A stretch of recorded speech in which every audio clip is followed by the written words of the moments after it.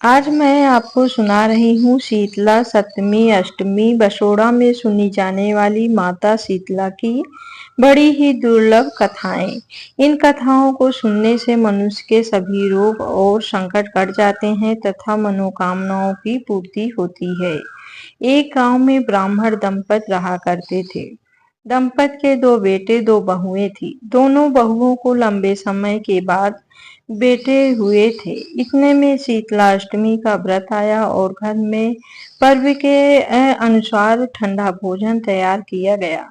दोनों बहुओं के मन में विचार आया कि यदि हम ठंडा भोजन कर लेंगे तो बीमार हो जाएंगे और हमारे पुत्र भी अभी छोटे हैं। कुछ विचार करने के बाद दोनों बहुओं ने पशुओं के दाने तैयार करने के बर्तन में गुपचुप दो बाटी तैयार कर ली। सास बहू शीतला माता की पूजा करके आई और शीतला माता की कथा सुनी।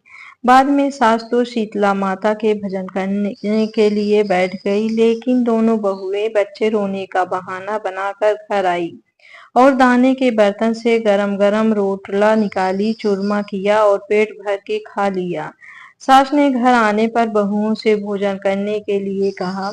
बहुएं ठंडा भोजन करने का दिखावा करके घर के काम में लग गई। सास ने कहा, बच्चे कब के सोए हुए हैं, उन्हें जगाकर भोजन करा लो। बहुएं जैसे ही अपने अपने बेटे को जगाने गई तो उन्होंने उन्हें मृत्यु पाया। ऐसा बहुओं के करतूतों के फल स्वरूप शीतला माता के प्रकोप से हुआ था। बहुएं विवश हो गई और सास से सब कुछ बताया। सास ने घटना जानी तो बहुओं से लड़ने लगी। सास बोली, तुम दोनों ने अपने बेटों की बदौलत शीतला माता की अवहेलना की है, इसलिए अपने घर से निकल जाओ और बेटों को जिंदा स्वस्थ लेकर ही घर में पैर रखना। अपने मरे हुए बेटों को टोकरी में सुलाकर दोनों बहुएं घर से निकल पड़ी। जाते जाते रास्ते में एक वृक्ष आया। यह खेजड़ी का वृक्ष था। इसके नीचे ओरी शीतला दोनों बहनें बैठी थी। दोनों के बालों में जुएं रेंग रही थी। बहुएं ने थकान का अनुभव भी किया था। दोनों बहुएं ओरी और शीतला के पास बैठ गई। उन दोनों ने शीतला और ओरी के बालों से खूब सारी जुएं निकाली। जुओं का नाश होने से ओरी और शीतला ने अपने मस्तक में शीतलता का अनुभव किया और कहा, तुम दोनों ने हमारे मस्तक को शीतल ठंडा किया है, वैसे ही तुम्हारे पेट की शांति मिली। दोनों बहुएं एक साथ होली की पेट का दिया हुआ ही लेकर हम मारी मारी भटक रही हैं, परंतु शीतला माता के दर्शन नहीं हुए। शीतला माता ने कहा, तुम दोनों अब पापनी हो, दुष्टा हो, दुराचारिणी हो। तुम्हारा तो मुंह देखने भी योग्य नहीं है। शीतला अष्टमी के दिन ठंडा भोजन करने के बदले तुम दोनों ने गर्म भोजन किया था। यह सुनते ही बहुओं ने शीतला माता जी को पहचान लिया। देवरानी जेठानी ने दोनों माताओं का वंदन किया। गिड़गिड़ाते हुए कहने लगी कि हम तो भोले भाली हैं, अनजाने में गर्मा गर्म खा लिया था। आपके प्रभाव को हम जानते नहीं थे। अब आप हमें क्षमा करें, पुनः ऐसा दुष्ट कृत्य हम कभी नहीं करेंगे। उनके पश्चात भरे शब्दों को सुनकर दोनों माताएं प्रसन्न हुई। शीतला माता ने मृतक बालकों को जीवित कर दिया। बहुएं तब बच्चों को साथ लेकर आनंद पूर्वक गांव में लौट आई। गांव के लोगों ने जाना कि बहुओं को शीतला माता के साक्षात दर्शन हुए थे। दोनों का धूमधाम से स्वागत करके गांव में प्रवेश कराया गया। बहुओं ने कहा, हम गांव में शीतला माता के मंदिर का निर्माण कराएंगे। चैत बैसाख जेठ और सावन में शीतलाष्टमी के दिन माँ ठंडा खाना ही खाएंगे। शीतला माता ने बहुओं पर जैसी अपनी दृष्टि की वैसी कृपा दृष्टि सब पर करना। श्री शीतला माता सदा हमें शांति, शीतलता तथा आरोग्य दें। शीतले तुम जगत माता, शीतले तुम जगत पिता, शीतले तुम जगत धात्री, शीतलाय नमो नमः। अब आइए मनोकामनाओं को पूर्ण करने वाली शीतला माता की दूसरी कथा को सुनते हैं। इस कथा को सुनने से हमारे घर में कभी भी कोई बीमार नहीं पड़ता है। एक बार शीतला माता ने सोचा कि चलो आज देखूं कि धरती पर मेरी पूजा कौन करता है और कौन मुझे मानता है। यही सोचकर शीतला माता धरती पर राजस्थान के डूंगरी गांव में आ गई। वहां पहुंचकर उन्होंने देखा कि इस गांव में तो मेरा मंदिर भी नहीं है और ना ही यहाँ पर कोई मेरी पूजा करता है। शीतला माता वेश बदलकर गांव की गलियों में घूम रही थी। तभी एक गांव के घर के ऊपर से किसी ने चावल का उबला पानी यानी माड़ नीचे फेंक दिया। वह उबलता पानी शीतला माता के ऊपर जा गिरा, जिससे शीतला माता के शरीर में छाले पड़ गए। शीतला माता के पूरे शरीर में जलन होने लगी। अब शीतला माता तो बूढ़ी औरत का वेश बनाए हुए थी। पूरे गांव में इधर उधर भाग भाग कर चिल्लाने लगी, अरे मैं जल गई, मेरा शरीर तप रहा है, जल रहा है, कोई मेरी मदद करो, कोई मुझे बचाओ। लेकिन उस गांव में किसी ने भी शीतला माता की मदद नहीं की। वहीं अपने घर के बाहर एक कुम्हारन बैठी हुई थी। उस कुम्हारन ने देखा कि अरे यह बूढ़ी माई तो बहुत जल गई है और इनके पूरे शरीर में तो तपन भी हो रही है। इनके पूरे शरीर में छाले पड़ गए हैं और यह तपन सहन नहीं कर पा रही हैं। तब उस कुम्हारन ने कहा, माँ तुम यहाँ आकर बैठ जाओ, मैं तुम्हारे शरीर के ऊपर ठंडा पानी डालती हूँ। कुम्हारन ने फिर उन बूढ़ी माई पर खूब सारा ठंडा पानी डाला। इसके बाद वह शीतला माता से बोली, माँ मेरे घर में रात की बनी हुई रबड़ी रखी है, थोड़ा सा दही भी है, तुम दही और रबड़ी खा लो। जब बूढ़ी माई ने ठंडी यानी ज्वार के आटे की रबड़ी दही खाया तब उनके शरीर को बहुत ठंडक मिली।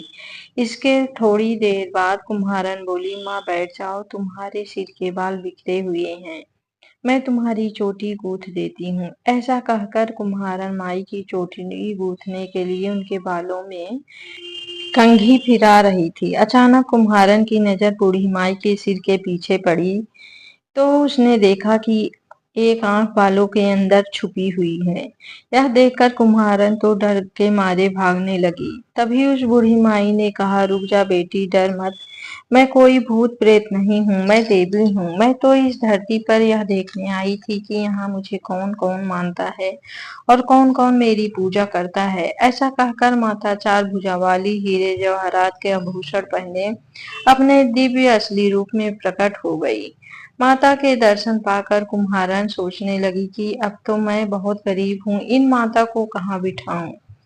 तब माता उसकी दशा को देखकर कहने लगी, बेटी तू किस सोच में पड़ गई।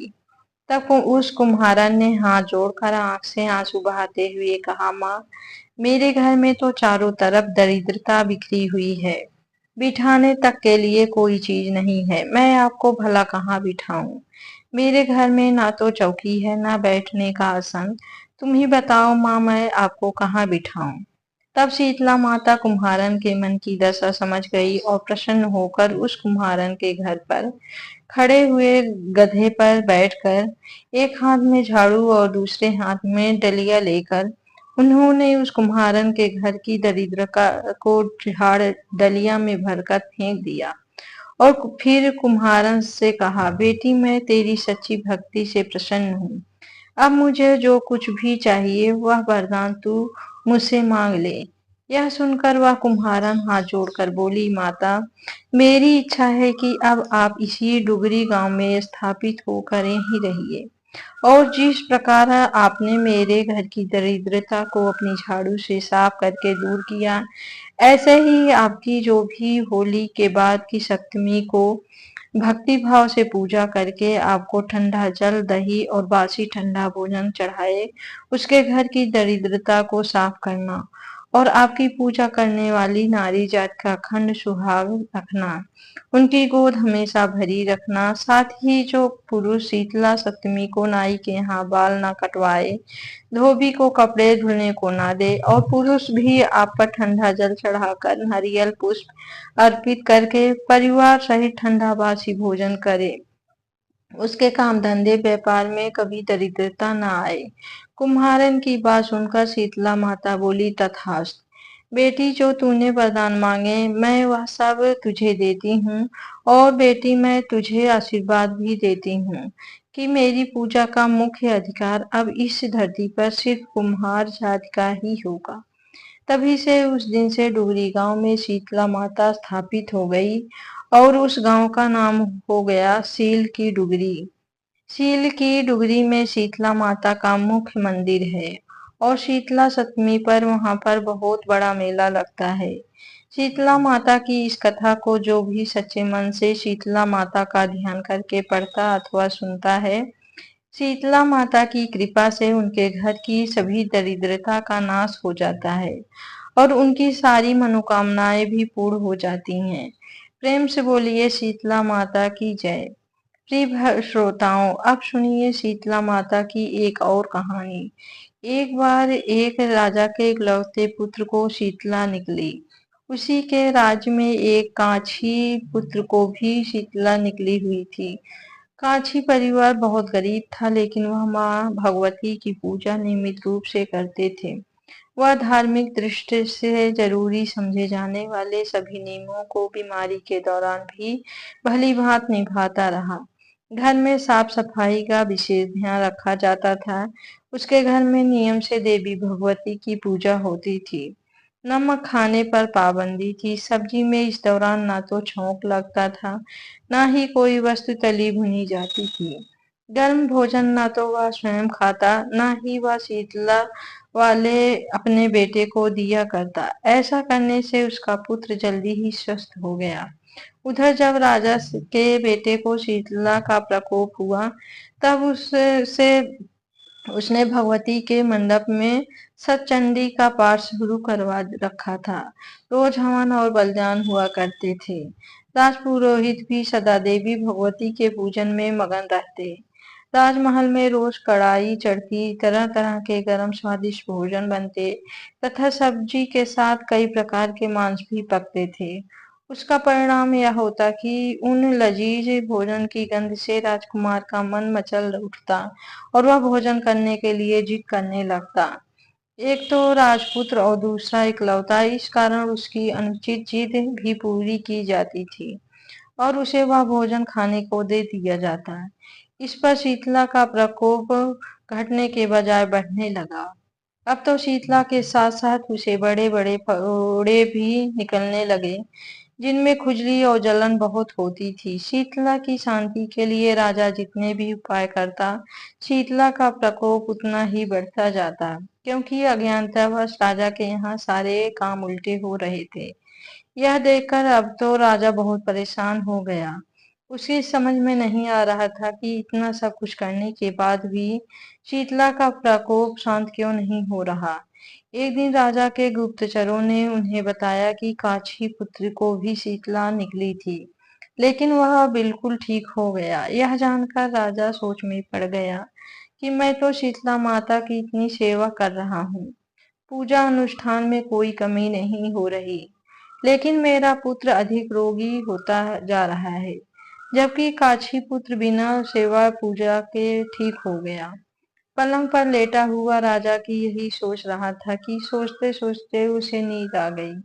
तभी श्वेत वस्त्र धारणी देवी भगवती ने उसे स्वप्न में दर्शन देकर कहा, राजन, मैं तुम्हारी सेवा अर्चना से प्रसन्न हूँ, इसलिए आज भी तुम्हारा पुत्र जीवित है। लेकिन इसके ठीक न होने का कारण यह है कि तुमने शीतला के समय पालन करने योग्य नियमों का उल्लंघन किया है। तुम्हें ऐसी हालत में नमक का बंद करना चाहिए। नमक से रोगी के फोड़े में खुजली होती है। घर की सब्जियों में छौंक नहीं लगाना चाहिए, क्योंकि इसकी गंध से रोगी का मन उन वस्तुओं को खाने के लिए ललच आता है। रोगी का किसी के पास आना जाना मना है, क्योंकि यह रोग औरों को भी होने का भय रहता है। इसलिए इन नियमों का पालन कर तेरा पुत्र अवश्य ही ठीक हो जाएगा। फिर सारा विधान समझाकर देवी अंतर्ध्यान ध्यान हो गई। प्रातः काल उठते ही राजा ने देवी की आज्ञा अनुसार सभी कार्यों की व्यवस्था कर दी। देवी की आज्ञा अनुसार सभी कार्यों की व्यवस्था कर दी, जिससे राजकुमार की सेहत पर अनुकूल प्रभाव पड़ा और वह जल्दी ही स्वस्थ हो गया। और अब तो राजा बहुत प्रसन्न हो गया। फिर उसने अपने पूरे राज्य में घोषणा करवा दी कि हर कोई शीतला माता की पूजा किया करेगा। प्रिय श्रोताओं, आज के दिन शीतला माता के अलावा भगवान श्री कृष्ण और उनकी माता देवकी का भी विधि विधान से पूजन करना चाहिए। मध्यकाल में सात्विक भोजन का भोग उन्हें लगाना चाहिए। ऐसा करने से केवल पुण्य ही नहीं मिलता बल्कि सारे दुख भी दूर हो जाते हैं। अब आइए शीतला माता की एक अन्य दुर्लभ कथा को सुनते हैं। इस कथा को सुनने से ही व्रत पूर्ण माना जाता है। चैत्र वैशाख जेठ सावन का महीना आया। होली के बाद शीतला सप्तमी और शीतला अष्टमी आई। सभी लोग कहने लगे माता आई माता आई। किसी ने हलवा बनाया तो किसी ने पूरी बनाई। माता जी को गर्म खाने का भोग लगाया। माता के अंग अंग में आग जलने लगी तो माता दौड़ी दौड़ी कुम्हार के घर गई और कुम्हार से कहा कि मेरा अंग अंग जल रहा है, मुझे ठंडी मिट्टी में लेटना है। ठंडी मिट्टी में लेटने से माता को थोड़ी ठंडक मिली और कहा कि कुम्हार मुझे भूख लगी है। तो कुम्हार ने रात की ठंडी रोटी माता को खाने के लिए दे दी। इससे माता को बहुत राहत मिली और कुम्हार पर खुश हुई। माता ने कहा कि पूरी नगरी में हाहाकार होगी, केवल तेरा ही घर बचेगा। पूरे नगर में त्राहि त्राहि मच गई और कुम्हार का घर बच गया। तो नगर वालों ने कुम्हार से कहा कि तूने कोई जादू टोना किया है क्या, क्योंकि पूरा नगर नष्ट हो गया और तेरा घर बच गया। कुम्हार ने कहा कि मैंने कोई जादू टोना नहीं किया है, मैंने तो बस माता को शीतल किया है। आप सब लोगों ने माता को गर्म गर्म खाने का भोग लगाया था तो माता के अंग अंग में फफोले हो गए थे। इसी कारण माता का प्रकोप हुआ और पूरे नगर में त्राहि त्राहि मच गई। तब लोगों की आंखें खुली और कुम्हार से कहा कि माता कहाँ है तुम। कुम्हार ने बताया कि माता नीम के नीचे ठंडी छाया में बैठी हैं। सभी नगर वाले माता के पास गए और विनती करने लगे और क्षमा मांगने लगे। तो माता शीतला बोली कि तुम सभी ने मुझे घर में भोजन करवाया जिसे मेरी जीभ पर छाले हो गए। कुम्हार ने मुझे ठंडा भोजन कराया जिससे मुझे ठंडक और शीतलता मिली। इसी कारण पूरा नगर नष्ट हो गया और मेरी कृपा से कुम्हार का घर महल बन गया। लोगों ने माता से विनती की और कहा कि अब हम क्या करें। तो माता ने बताया कि होली के 7 दिन बाद शीतला सप्तमी आती है और फिर उसके बाद अगले दिन शीतला अष्टमी आती है। उस दिन सभी गांव वाले और औरतें छठ के दिन बनाए हुए ठंडे खाने से मुझे भोग लगाएं और मेरी पूजा करें। 12 महीने बाद वापस शीतला सप्तमी और शीतला अष्टमी आई। राजा ने पूरे नगर में ढिढोरा पिटवा दिया कि होली के बाद 7 दिन तक सब शीतला माँ का अख्ता रखेंगे, यानी कि कोई सिर नहीं धोए और कोई सिलाई कुटाई आज नहीं करे। लोगों ने वैसा ही किया। देवी शीतला माता प्रसन्न हुई, पूरे नगर में आनंद हुआ। देवी शीतला माता ने सभी पर अपनी कृपा की। जैसी कृपा माँ ने गांव वालों पर की, ऐसी कृपा हम सब पर करना। बोलिए श्री शीतला माता की जय। आइए अब जान लेते हैं कि शास्त्रों में माँ शीतला की महिमा क्या बताई गई है। इस महिमा को सुनने से हमारे सभी रोग और संकट नष्ट हो जाते हैं। तो आप भी बड़े ही ध्यान से इस महिमा को सुनिएगा। शीतला माता का जन्म कुम्हार से संबंधित है। शीतला माता का पुजारी प्रजापति या कुम्हार जात के लोग होते हैं। इनकी पूजा एक चमत्कारी देवी तथा बच्चों की रक्षक देवी के रूप में होती है। चेचक, छोटी माता, फोड़ा, नभानी जैसी बीमारी का इलाज इनकी शक्ति पूजा अर्चना कुम्हार जात के पुजारी से झाड़ा लगवाने से चमत्कार के साथ ठीक हो जाते हैं। शीतला माता क्षत्रिय जात की कुल देवी हैं। शीतला माता हिंदू धर्म में एक प्रसिद्ध देवी हैं। इनका प्राचीन काल से ही बहुत अधिक महत्व रहा है। इनकी 7 बहनें हैं, शीतला, दुर्गा, काली, चंडी, बड़ी माता और भानुमति। स्कंद पुराण में शीतला देवी को सबसे बड़ी वाहन देवी परमेश्वरी है, जिन्हें बड़ी माता भी कहा जाता है। शीतला माता का वाहन गर्दभ यानी कि गधा बताया गया है। यह हाथों में कलश, सूप, झाड़ू तथा नीम के पत्ते धारण करती हैं। इन्हें चेचक आदि कई रोगों की देवी बताया गया है। इन बातों का प्रतीकात्मक महत्व होता है। एक मूल्यांकन ग्रंथ के अनुसार देवी शीतला की पूजा कुम्हार जात की पुजारी ही कर सकता है, वह इनके चेचक का रोगी व्यग्रता से वस्त्र उतार देता है। सूप से रोगी को हवा की जाती है। झाड़ू से चेचक के फोड़े फट जाते हैं। नीम के पत्ते फोड़े को सड़ने नहीं देते। रोगी को ठंडा जल प्रिय होता है, अतः कलश का महत्व है। गंधर्व की लीद के लेपन से चेचक के दाग मिट जाते हैं। शीतला मंदिरों में सदैव माता शीतला को गर्दभ पर ही आसीन दिखाया गया है। शीतला माता के संग ज्वारासुर, ज्वर का दैत्य, हैजे की देवी, 64 रोग, त्वचा रोग के देवता एवं रक्तवती, रक्त संक्रमण की देवी होते हैं। इनके कलश में दाल के दानों के रूप में विषाणु या शीतल, स्वास्थ्यवर्धक एवं रोगाणुनाशक जल होता है। कुछ लोग शताक्षी देवी को भी शीतला देवी कहकर संबोधित करते हैं। शीतला माता को छोटी माता कहते हैं तथा छोटी चेचक का उपचार हेतु पूजा करते हैं। इनकी बड़ी बहन देवी परमेश्वरी माता को बड़ी माता कहा जाता है। बड़ी चेचक के उपचार हेतु इनकी पूजा करते हैं। माता शीतला शक्ति का अवतार है और भगवान शिव की ये जीवन संगिनी है। पौराणिक कथा के अनुसार माता शीतला की उत्पत्ति भगवान ब्रह्मा से हुई थी। देवलोक से धरती पर माता शीतला अपने साथ भगवान शिव के पसीने से बने ज्वारासुर को अपना साथी मान कर लाई थी। तब उनके हाथों में दाल के दाने भी थे। उस समय के राजा विराट ने माता शीतला को अपने राज्य में रहने के लिए स्थान नहीं दिया, तो माता क्रोधित हो गई। उस क्रोध की ज्वाला से राजा की प्रजा को लाल लाल दाने निकल आए और लोग गर्मी के मारे मरने लगे।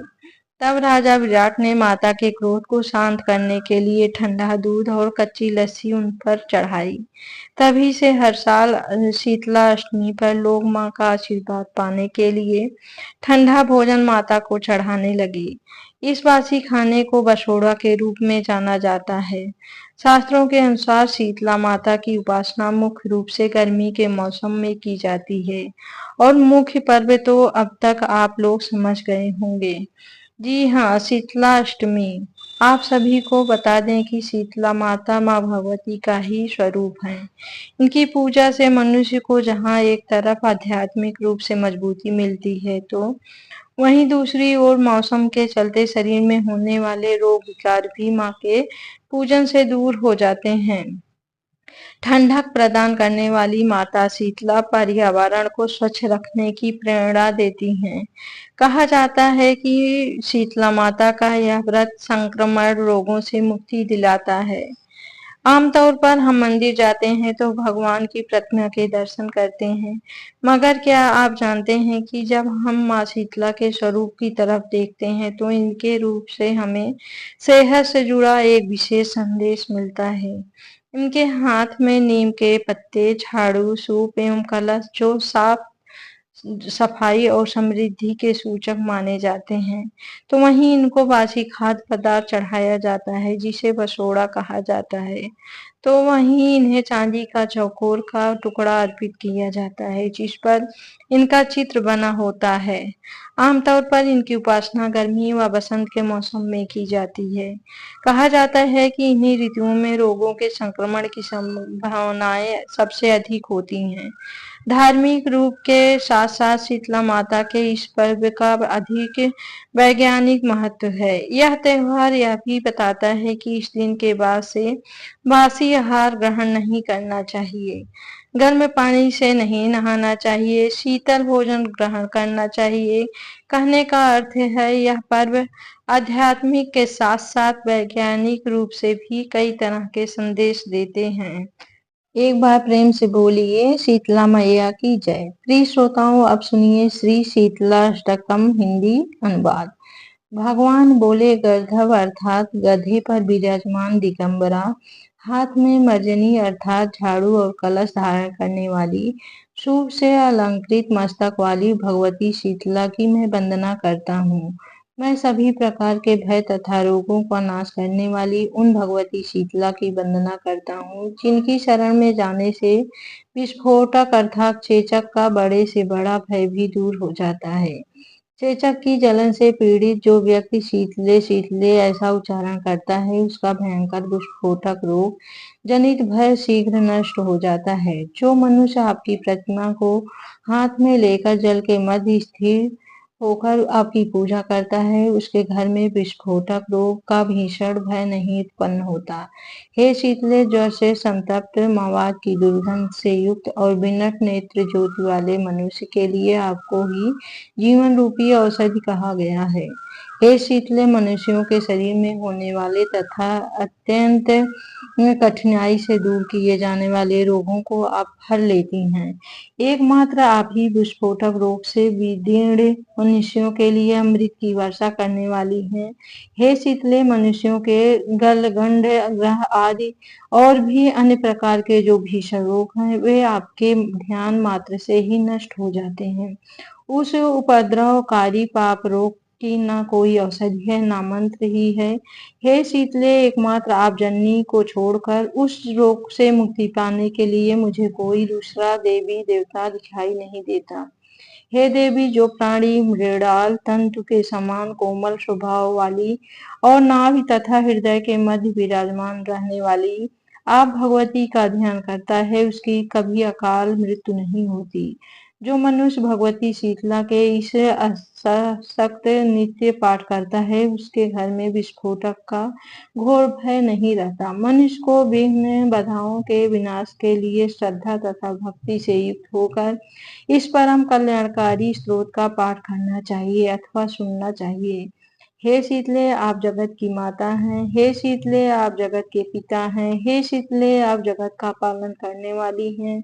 आप शीतला देवी को बारंबार नमस्कार है। जो व्यक्ति रासक गर्दभ खखर विशाख नंदन शीतला वाहन दुर्वा कंद भगवती शीतला के वाहन के इन नामों का उनके सामने बैठकर पाठ करता है, उसके घर में शीतला रोग नहीं होता। उसे शीतलाष्टमी नहीं देना चाहिए, बल्कि भक्ति और श्रद्धा से संपन्न व्यक्ति को ही सदा यह स्तोत्र प्रदान करना चाहिए। एक बार प्रेम से बोलिए शीतला माता की जय।